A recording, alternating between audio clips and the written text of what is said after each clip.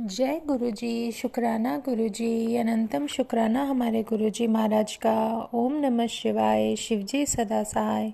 ओम नमः शिवाय। गुरु जी सदा सहाय। शुक्राना शुक्राना शुक्राना अनंतम शुक्राना। सच में जब हम अपने रब से जुड़ते हैं तो वो एक अलग ही ताकत दे देते हैं। आपके अंदर आपको अपने पहचानने की ऐसी शक्ति वो देते हैं जो आप शायद पहले कभी नहीं समझ सकते थे। क्योंकि इंसान के अंदर जब जब ये सोच आती जाती है कि शायद मैं इनके बिना नहीं रह सकते, या हम इन रिश्तों के बिना नहीं रह सकते, या हम ऐसे नहीं कर सकते, वो नहीं कर सकते, तो ऐसा कुछ भी नहीं होता। हर इंसान की अपनी अहमियत होती है, और अगर वो अपने अंदर अपनी ताकत ढूंढने के लिए चले तो वो अपने आप को इतना स्ट्रॉन्ग बना सकता है कि वो कभी किसी चीज़ में ना तो कभी किसी से कम होता है, ना ही कभी किसी के आगे झुकने के लिए ही मजबूर हो। हमेशा ऐसा भी नहीं हो सकता।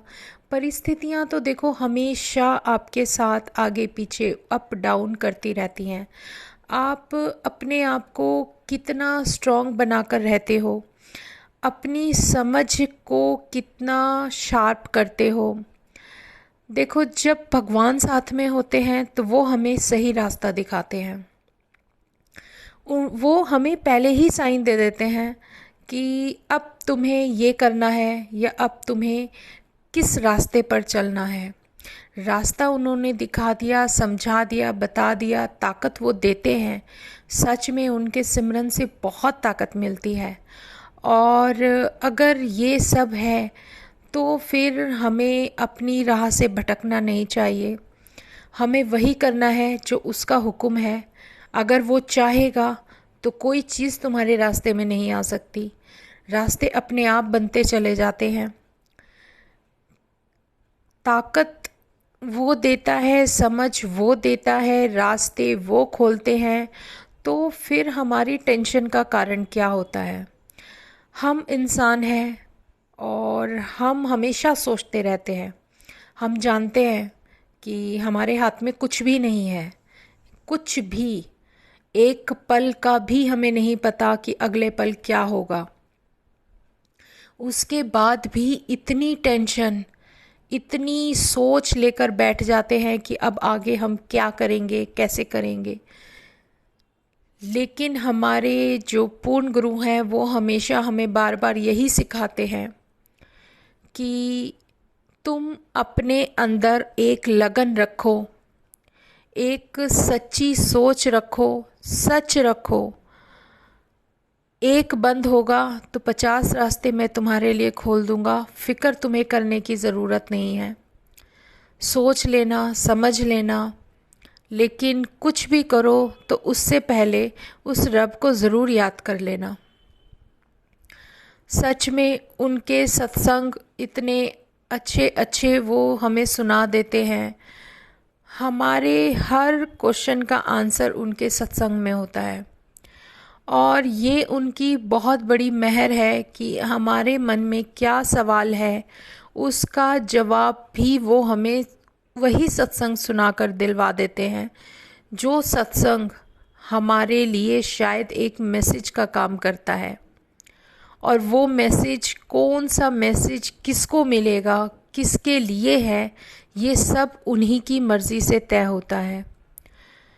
कुछ भाव हमारे मन में आते हैं, कुछ ऐसी स्थिति होती है जब भगवान हमें, हमारा रब हमें ये कुछ चीज़ें सोचने पर मजबूर कर देते हैं, और ये भी बताते हैं कि देखो तुम कहाँ थे, कहाँ हो, और अब किस स्थिति में हो, और कहाँ तुम्हें जाना है। मंजिल भी तुम्हारी है, लेकिन कुछ रुकावटें हमेशा आपके जीवन में आएंगी। जब भी कोई समय बदलना होगा तो वो और मुश्किल होकर आखिरी वक्त ऐसा लगेगा कि इसको काटना बहुत मुश्किल है। आपकी लाइफ किस तरीके से रहेगी, कैसे नहीं रहेगी, ये सब अगर आप रब के चरणों में सरेंडर कर देते हो तो उसके बाद ये सोचने का हक भी हमें नहीं रह जाता कि अब हमें अगले पल करना क्या है, क्योंकि सोच हमने उनके चरणों में डाल दी है।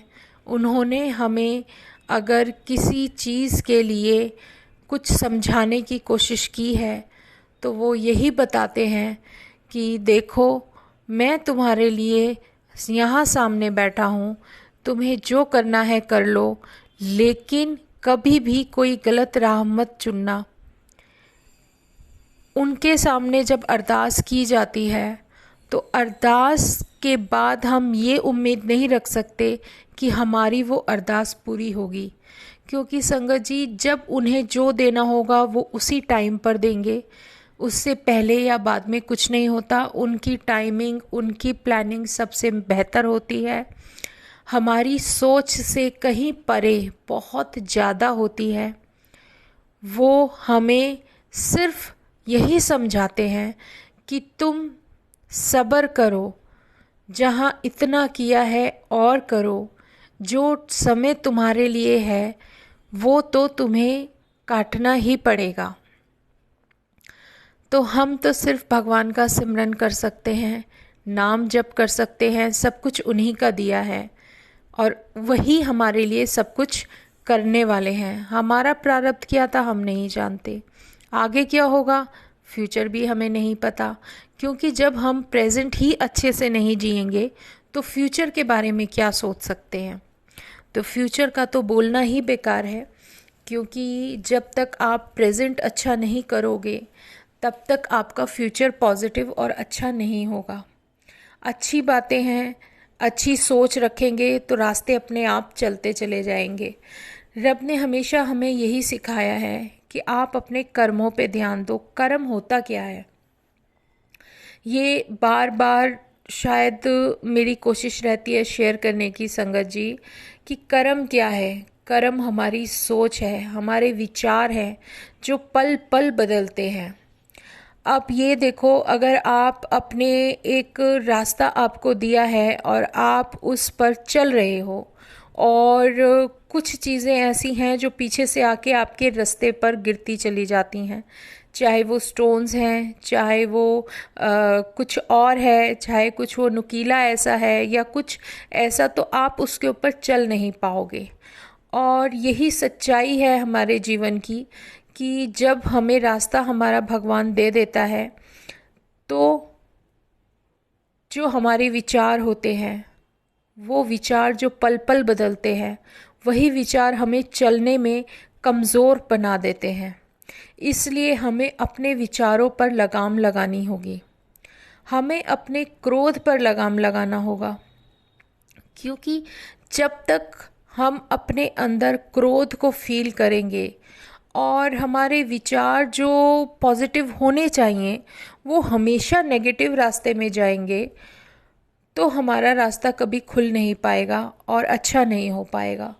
इसलिए पॉजिटिव रहो और पॉजिटिव थॉट बनाओगे तो आपके रास्ते भी पॉजिटिव होते चले जाएंगे। और कर्म इससे कैसे निर्धारित होता है, आप ध्यान दो कि कर्मों का पॉजिटिव होना तभी तय होता है जब हमारे विचार पॉजिटिव हों, क्योंकि हम पॉजिटिव होंगे तभी सारे काम पॉजिटिव करेंगे। नेगेटिव नहीं करेंगे, किसी के लिए कुछ गलत नहीं करेंगे, सब कुछ अच्छा अच्छा सोचेंगे और अच्छा ही करेंगे तो कर्म हमारे अपने आप अच्छे होते चले जाएंगे। इसलिए हमें पॉजिटिव रहना है। और जब कोई स्थिति हमारी लाइफ में चेंज होनी होती है ना, तो वो हमेशा एंड में आके मुश्किल हो जाती है। ये बहुत बड़ी हकीकत है जो भगवान हमें बार बार समझाना चाहते हैं, लेकिन जो वो इशारे देता है उन्हें समझना चाहिए। जो उसकी मर्ज़ी है वही हमारी मर्ज़ी है, उसे जो करना है वो होकर ही रहेगा। किसी के कहने सुनने से कोई फ़र्क नहीं पड़ता, सब बेकार की चीज़ें होती हैं कि कोई क्या डिसीज़न है। कोई किसी की लाइफ का कोई ऐसा डिसीज़न नहीं ले सकता कि तुम चाहोगे तो वो सब होगा, तुम नहीं चाहोगे तो नहीं होगा, क्योंकि भगवान एक है और उस भगवान की जो मर्ज़ी होगी होता वही है। उसकी मर्ज़ी के बिना पत्ता भी नहीं हिलता। अगर आपके साथ रब है तो आप हर रास्ते पार करते चले जाओगे। आपने एक चीज़ ध्यान देना संगत जी, जो हमारी अ, जो हमारी पास्ट, जो हमारे ग्रंथ हैं, उसमें अगर भगवान राम पॉजिटिव नहीं होते तो क्या वो रावण को हरा पाते? ये सच्चाई है कि वो पॉजिटिव थे। वो एक प्योर सोल थी जो हमेशा पॉजिटिव सोचती थी, सबके लिए अच्छा सोचती थी। उन्होंने चाहे कितने भी कष्ट उठाए हों लेकिन सबके लिए अच्छा सोचा। तो ये उनकी महानता थी जो आज तक हम भगवान राम की पूजा करते हैं।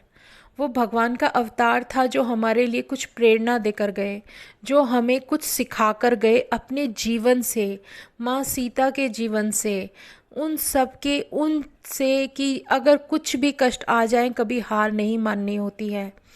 ऐसे ही अगर हम अपने आगे के ग्रंथ में, जैसे महाभारत है, उसमें भगवान कृष्ण ने जो गीता का ज्ञान दिया था, उस ज्ञान के अनुसार हम लोग सोचने लगे तो कर्म वही है जो हम करते हैं। लेकिन वो कर्म ही हमारे हर चीज़ का निर्धारण करते हैं।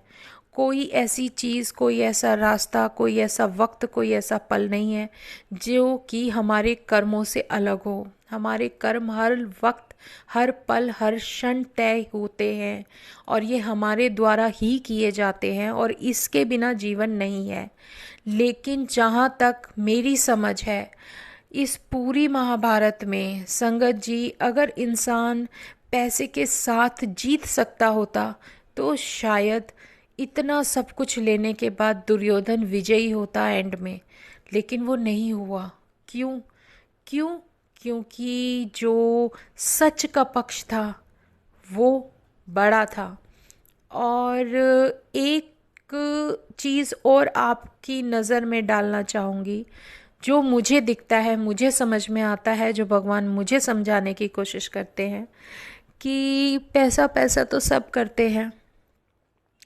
जब चॉइस आई थी तो भगवान कृष्ण ने दुर्योधन के सामने दो चॉइस रखी थी, क्योंकि दुर्योधन के मन में था कि जो कृष्ण भगवान की इतनी अक्षौहिणी सेना है, समझ रहे हो, बहुत सहस्त्र, पता नहीं कितने सैनिकों वाली और कितनी सारी सेनाएं हैं, वो सब एक तरफ थी और भगवान कृष्ण एक तरफ थे। उन्होंने चॉइस रखी थी क्योंकि दुर्योधन के मन में ये ना आ जाए कि मैं, अब जिसको अर्जुन से बहुत ज़्यादा भगवान कृष्ण प्यार करते थे, कि दुर्योधन के मन में ये ना आ जाए कि मैंने अपने अर्जुन का पक्ष लिया और मैंने सब कुछ उसको दे दिया।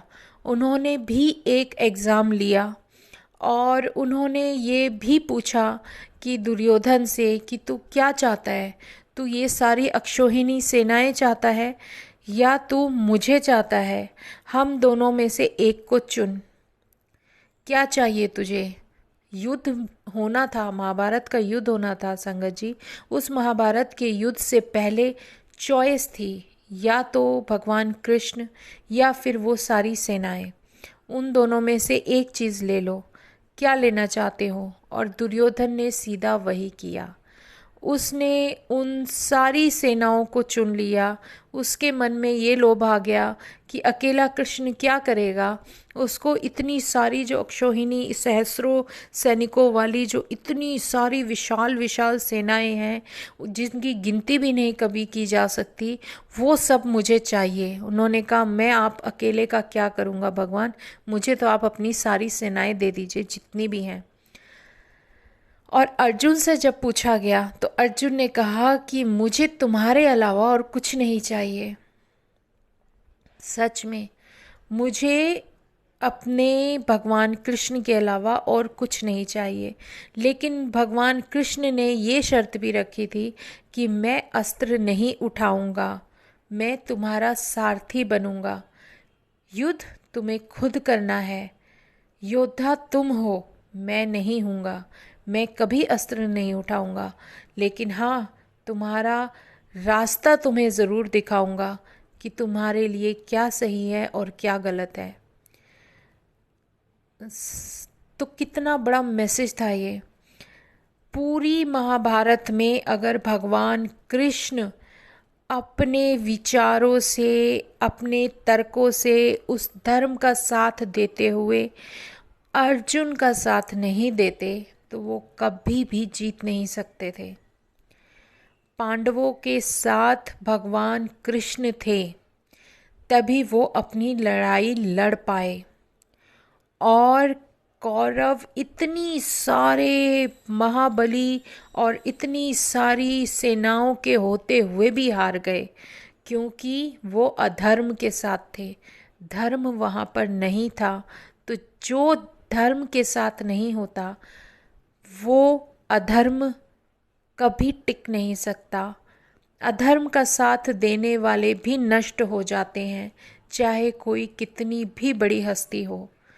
तो इतनी बड़ी बातें जो हमारे होली बुक्स में हमें सिखाई जाती हैं, जो छोटी छोटी चीज़ें हमें उन्हें पढ़ने के बाद समझ आती हैं, हमारे लिए बहुत महत्व रखती हैं संगत जी। अगर उन्हें हम अपने जीवन में सीख ले लें, उन सब चीज़ों से हमें अपने जीवन में सीख ले लें, तो इससे बेहतर तो कोई रास्ता हमारे लिए हो ही नहीं सकता। और अब इस कलयुग में वो युग चले गए। इस कलयुग में जब महाशिव हमारे पास आया है, वो हमारे कल्याण के लिए बैठा है, हमारे जीवन की हर उस चीज़ को, हर उस कमी को पूरा करते हैं जो हमारी लाइफ में है, और हमें एक ऐसा रास्ता दिखाते हैं, ऐसा सही रास्ता दिखाते हैं कि हमें सिर्फ करना क्या है। सबसे आसान रास्ता संगत जी, सिमरन और नाम जप और उसके दर्शन, बस 3 चीज़ें मिल जाती हैं तो हम अपने इस जन्म में तो शायद पार उतर ही जाएंगे। तो शुक्राना हमारे गुरुजी महाराज का, हमारे उस पूर्ण गुरु का जिसने हमें इस लायक समझा और हमें अपने चरणों में जगह दी। सच में वो है, वो सारथी बनकर भगवान कृष्ण की तरह हमारे जीवन में है, और वो हमारे जीवन के इतने अच्छे सारथी हैं कि वो हमें रास्ता दिखाते हैं, हमें उस पथ पर सही रास्ते, सही मार्ग पर लेकर जा रहे हैं, और वो ये भी बता रहे हैं कि तुम्हें कब क्या करना है और क्या नहीं। तो शुक्राना हमारे गुरुजी का, जितनी वडियाई करी जाए उनकी उतनी कम है। हर सवाल का जवाब वो हमें दे देते हैं, हमें कब किस चीज़ की ज़रूरत है वो हमें दे देते हैं। तो इसके अलावा हमें भगवान से चाहिए क्या? या तो आप सिर्फ उनसे मतलब की चीज़ें, इंसानी चीज़ें, या जो आपको ज़रूरत की हैं वो मांग मांग के आप अपना मन भर लो, या फिर उस रब से जुड़ जाओ कि जो चीज़ें आपकी लाइफ में नहीं है संगत जी, वो तो टाइम के अनुसार आपको मिल ही जाएंगी, लेकिन कब क्या हमारे लिए सही है वो हमसे बेहतर जानते हैं। उन्हें पता है कि हमारे लिए कौन सी चीज़ किस टाइम देनी चाहिए। अगर कोई चीज़ हमें आप ये सोच लीजिए, जिस तरीके से हम मॉर्निंग का ब्रेकफास्ट मॉर्निंग में करते हैं, लंच दिन में करते हैं, डिनर रात को करते हैं, और जिस तरीके से सूरज सुबह निकलता है और रात को अस्त हो जाता है, उसका भी अपना एक समय है। हम उनके सामने भी अरदास करते हैं, वो हमें रोशनी देते हैं, सब कुछ करते हैं। बताइए, इतना सब कुछ होने के बाद अगर हमें उनकी प्लानिंग पे कहीं कोई कन्फ्यूजन हो तो वो हमारी ही कमी है, उनकी नहीं। वो हमारे साथ हैं, उनकी कोई तो प्लानिंग होगी जो वो ये सब करवाते हैं या करते हैं। अगर हमें कोई दुख उठाने पड़ रहे हैं, हमें कोई चीज़ बर्दाश्त करनी पड़ रही है तो हमें करनी चाहिए। हमें अगर दुख उठाने पड़ते हैं तो उठाने चाहिए। हमें कोई प्रॉब्लम्स आती हैं तो कोई बात नहीं, प्रॉब्लम्स लाइफ है तो प्रॉब्लम आएगी ही आएगी, लेकिन हमें उन प्रॉब्लम से लड़ना कैसे है वो हमारे हाथ में है। तो शुक्राना हमारे गुरुजी महाराज का, जो इतने अच्छी अच्छी बातें हमें पल में सिखा जाते हैं कि हम सोच भी नहीं सकते। संगत जी, जब गुरुजी को कुछ बताना होता है ना, हमें सिखाना होता है, तो कोई ना कोई ऐसा रास्ता ज़रूर होता है जब आप कोई ना कोई सत्संग सुनते हो। चाहे आप किसी सत्संग में जाते हो, या किसी सत्संग में से आपको कोई ऐसा मैसेज मिल जाता है जिसमें आपका आंसर होता है, या वो खुद किसी ना किसी तरीके से या कोई ऐसा प्रैक्टिकल कर देते हैं कि आप उस चीज़ को समझ जाते हो कि अब आगे होने क्या वाला है।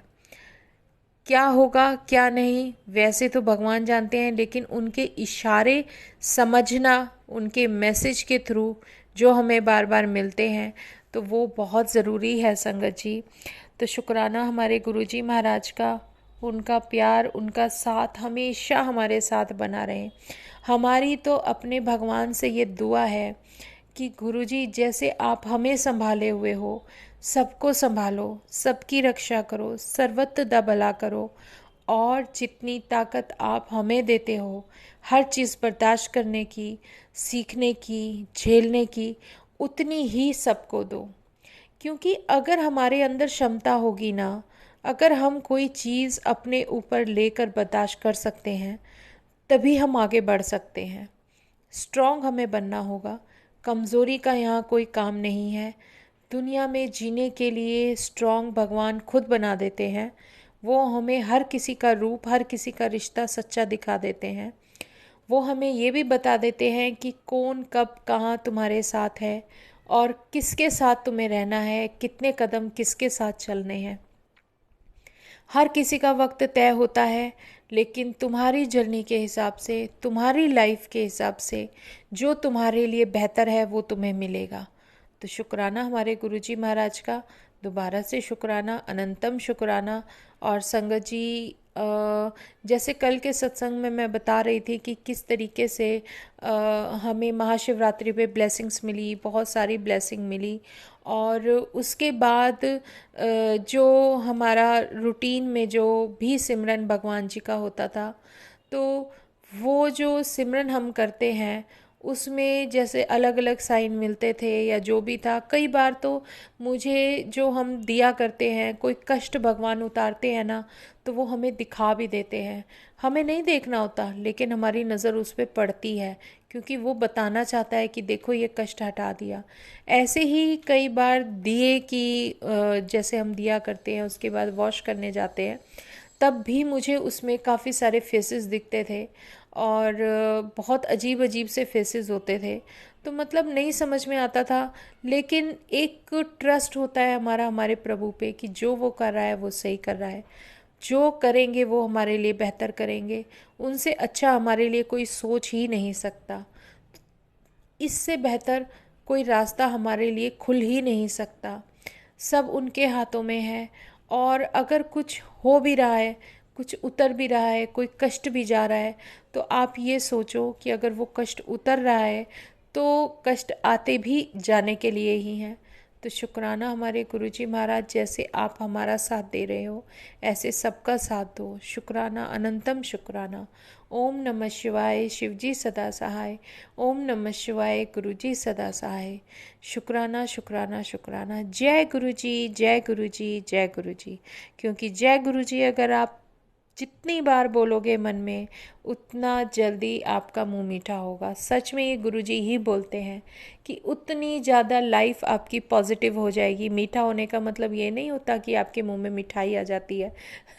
तो संगत जी, ऐसी बात मत सोचना। जब हम जय गुरुजी बोलते हैं तो हमारे अंदर एक पॉजिटिवनेस बहुत ज़्यादा आ जाती है, और उसके नाम की ताकत जो है ना, वो हमें मिलती है। शुक्राना हमारे गुरुजी महाराज का, हमेशा हमारे साथ ऐसे ही रहें। ओम नमः शिवाय, शिवजी सदा सहाय। ओम नमः शिवाय, गुरुजी सदा सहाय।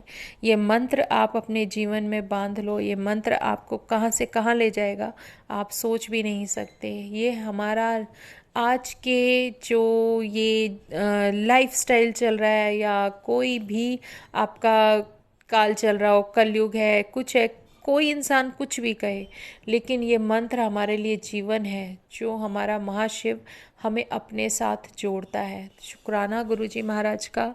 जय गुरुजी, जय गुरुजी, जय गुरुजी। आज सत्संग हम यहीं विराम करते हैं, कल फिर सत्संग में मिलेंगे। जय गुरुजी।